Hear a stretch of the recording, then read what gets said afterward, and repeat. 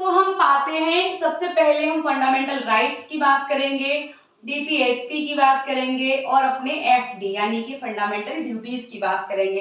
Preamble ही सब कुछ सिखा रहा है, प्रियम्बल ने सब कुछ कवर किया हुआ है। अगर प्रियम्बल नहीं होता तो शायद ये सारी चीजें भी कवर नहीं हो पाती।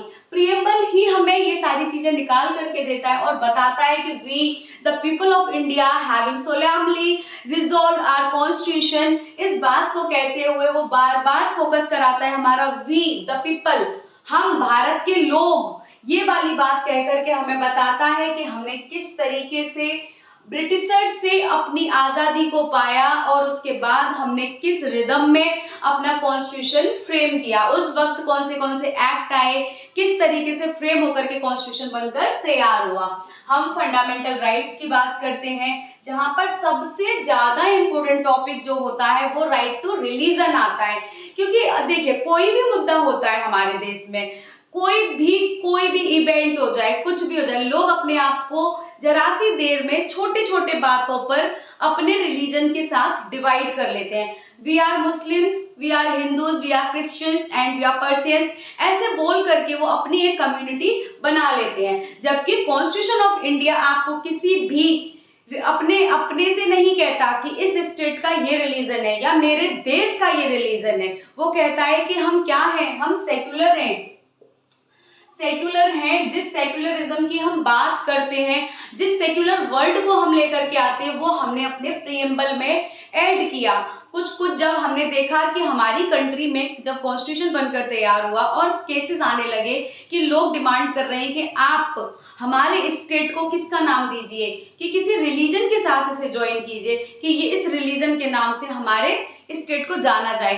तब जो कॉन्स्टिट्यूशन मेकर्स थे उनके जहन में आया कि हम ऐसा कोई भी काम नहीं करेंगे जिससे कि देश में हार्मनी बिगड़ जाए, और वो नहीं चाहते थे कि जो भाईचारा है वो लोगों के बीच में टूटे या खराब हो। इसके लिए उन्होंने इस सेक्युलर वर्ड को ही प्रीएम्बल में ला करके ऐड कर दिया।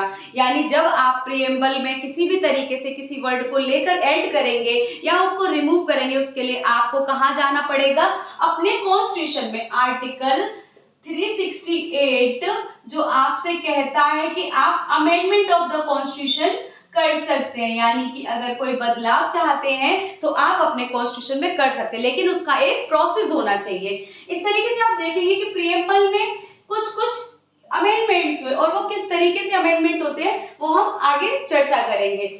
हम सबसे पहले अपने फंडामेंटल राइट्स की बात करते हैं कि हमारे फंडामेंटल राइट्स क्या हैं। क्योंकि कोई भी इंसान नेचुरली चाहता है कि जब मैंने इस दुनिया में जन्म लिया या मैं इस दुनिया में जीने के लिए हूँ तो मेरे पास अपने कुछ फंडामेंटल राइट्स भी होने चाहिए। और यही सोचते हुए हमारे कॉन्स्टिट्यूशन मेकर्स ने कुछ फंडामेंटल राइट्स हमें हमारे कॉन्स्टिट्यूशन में दिए, जिनके बारे में हमें बहुत अच्छे से पता होना चाहिए। अगर आपको अपने राइट्स के बारे में नहीं पता है, दैट मीन्स कि आप कहीं ना कहीं पिछड़ रहे हैं। आपके लिए अपने राइट्स, अपने अधिकारों का जानना बहुत जरूरी है। देखिए कॉन्स्टिट्यूशन में कहीं ना कहीं रोजाना बदलाव होता रहता है। रोजाना कहने का मतलब है जब कोई इवेंट होता है, कोई इवेंट एग्जिस्ट करता है, कोई किसी चीज में बदलाव आता है, तो हम अपने कॉन्स्टिट्यूशन में उसी के डिमांड के अकॉर्डिंग चेंजेस लेकर के आते हैं।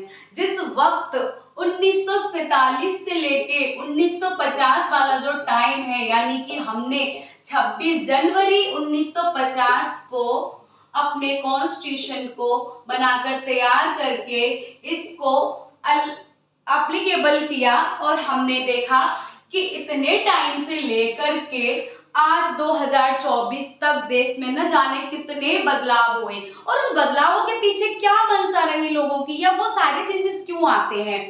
तो जब ये सारी चीजें आती है, डिमांड होती है लोगों की, जनता की डिमांड होती है, तो कॉन्स्टिट्यूशन में हमें अमेंडमेंट करना ही पड़ता है। उसके लिए हमारा आर्टिकल 368 हमेशा अवेलेबल रहता है।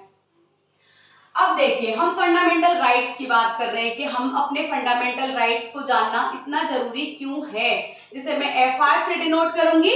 आप इजीली अंडरस्टैंड कर सकते हैं कि ये एफआर क्या है। This is our fundamental rights and now we are going to discuss on the fundamental rights and are direct principle of state policy and the fundamental duties. अगर आपको कोई राइट दिया गया है, हम अपने परिवार का भी एक एग्जांपल ले सकते हैं। हमें अगर कोई राइट दिया गया है तो हमारे ऊपर कोई ड्यूटी भी बाउंड होगी कि हमारी क्या ड्यूटी है। आपको आजादी मिलेगी तो एक हाथ से आजादी छीनी भी जाएगी।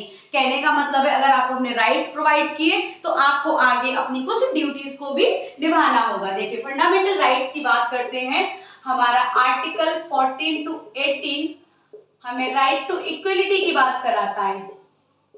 राइट टू इक्वलिटी यानी कि ये किस चीज की बात कर रहा है, आपके समानता के अधिकार की बात कर रहा है। अब वो बोलता है कि आपके साथ राइट टू इक्वलिटी, हर जगह समानता होनी चाहिए। ऐसा नहीं कि आप फीमेल हैं आप मेल हैं तो आपके साथ डिस्क्रिमिनेशन किया जाए, ऐसा बिल्कुल नहीं हो सकता। आप किसी अदर स्टेट में जाकर के अदर किसी कंट्री में जाकर के सेटल नहीं हो सकते, ये भी नहीं हो सकता आपके साथ। यानी कि आपको राइट है कि आपके साथ आपके रेस, आपके सेक्स, आपके प्लेस ऑफ बर्थ, इन सारी चीजों के बिहाफ पर किसी भी तरीके से कोई डिस्क्रिमिनेशन नहीं होना चाहिए। कहने का मतलब है भेदभाव नहीं होगा। दूसरा बोलता है कि आपको राइट है, आप opportunity, right to opportunity in work, यानी कि आप कहीं काम करते हैं इस मैटर में आपको अपॉर्चुनिटी, अवसर की समानता है। आप अपनी अपॉर्चुनिटीज का फायदा उठा करके वहां पर जॉब कर सकते हैं। तीसरा बोलता है कि आप किसी अदर स्टेट, किसी एक प्लेस से दूसरी प्लेस इजीली जाकर के सेटल हो सकते हैं। चौथा बोलता है कि आपके साथ किसी भी तरह का भेदभाव ये नहीं किया जाना चाहिए कि आप बहुत ज्यादा एजुकेटेड है और दूसरा एजुकेटेड नहीं है, या बहुत अमीर है या गरीब, ऐसा किसी भी प्रकार का कोई भी आपके साथ में डिस्क्रिमिनेशन नहीं होगा। तो राइट इक्वलिटी हमेशा इक्वलिटी की बात करता है, समानता की बात करता है, यानी संविधान की नजरों में आप सभी बराबर हो। उसके बाद बोलता है 19 to 22 आपसे कहता है राइट टू फ्रीडम, यानी कि आपको फ्रीडम है, आजादी का अधिकार है। आप बोल सकते हैं, आप अपने विचारों को एक्सप्रेस कर सकते हैं, स्पीच दे सकते हैं, बस शर्ते वो वहां पे बाउंडेशन लगाता है और बोलता भी है कि आप कोई भी ऐसा नहीं बोलेंगे जिससे कि कोई भड़के, किसी की भावनाएं आहत हो, ऐसा आपको नहीं बोलना है। वो आपको बोलता भी कि आपको फ्रीडम है, आप कहीं भी जाकर के सेटल हो सकते हैं। ये सारी चीजें आपको राइट टू फ्रीडम देता है। जितना आप राइट टू फ्रीडम में समझ सकते हैं वो राइट टू फ्रीडम आपसे कहता है। 23 article 23 and 24 this is the third section and ये बताता है राइट्स अगेंस्ट एक्सप्लॉयटेशन। एक्सप्लॉयटेशन यानी शोषण के विरुद्ध अधिकार।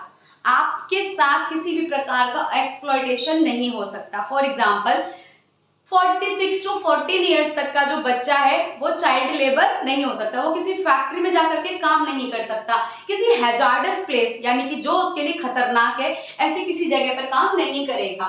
ओके, उसके बाद देखते हैं 25 to 28 this is talking about the right to religion. ये हमारे देश का सबसे ज्यादा सेंसिटिव मुद्दा है कि हम राइट टू रिलीजन की बातें कर रहे होते हैं, और वो राइट टू रिलीजन कैसे काउंट होता है देखते हैं।